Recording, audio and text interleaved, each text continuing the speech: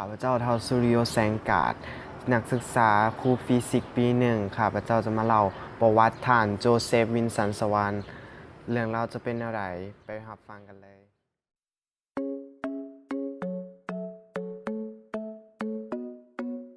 ในปี 1850 โจเซฟวินสันสวรรค์ได้เริ่มต้นเฮ็ดเวียกเกี่ยวกับหลอดไฟโดยใช้เจี้ยที่มีกะบอนในหลอดแก้วที่ถึงยกย้ายในปี 1860 เราสามารถแสดงเครื่องมือที่ใช้งานได้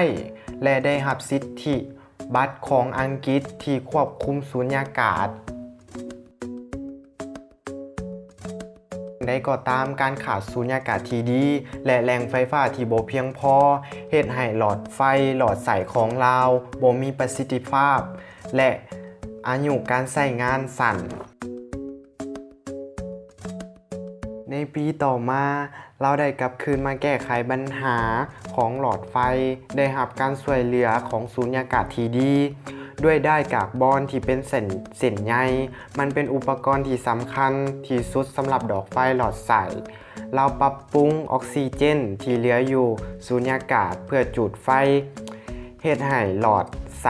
สามารถเปล่งแสงขึ้นมาได้เกือบเต็มที่ถึงอย่างใดก็ตามเส้นใยในหลอดไฟมีความต้านทานต่ำดังนั้นจึงใช้สายทองแดงอย่างหนักเพื่อสนองตามที่ต้องการของเรา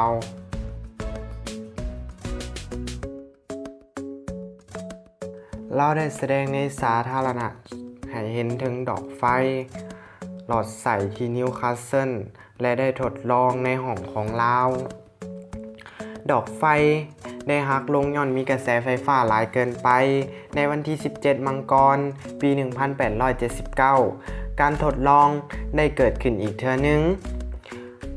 แล้วประสบผลสำเร็จกับหลอดไฟหลอดใสที่เอาไปแสดงในงานการเว้าโตจริงลาวแสดงหลอดไฟ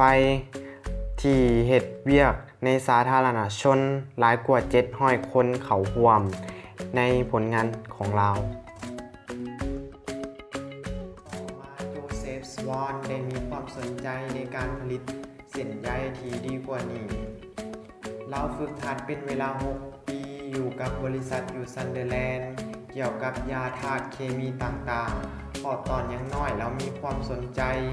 เกี่ยวกับสภาพแวดล้อมในท้องถิ่นและการอ่านหนังสืออยู่ห้องสมุดซันเดอร์แลนด์โจเซฟวินสันสวอนเป็นคนอังกฤษเป็นนักประดิษฐ์นักเคมีนักฟิสิกส์เราเกิดเมื่อวันที่ 31 ตุลาปี 1822 และเสียชีวิตในวันที่ 27 พฤษภาปี 1914 พ่อของเราแม่นจอห์น สวานแม่ของเราแม่นอลิซาเบธ คาเมรอน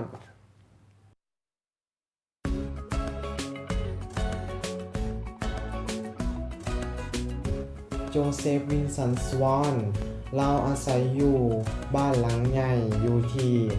อันเดอร์ฮิลล์ซึ่งเราเหตุการณ์ทดลองส่วนใหญ่ในห้องแก้ว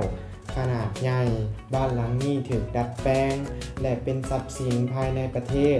ที่ได้รับแสงสว่างของหลอดไฟของเราก่อนหน้านี้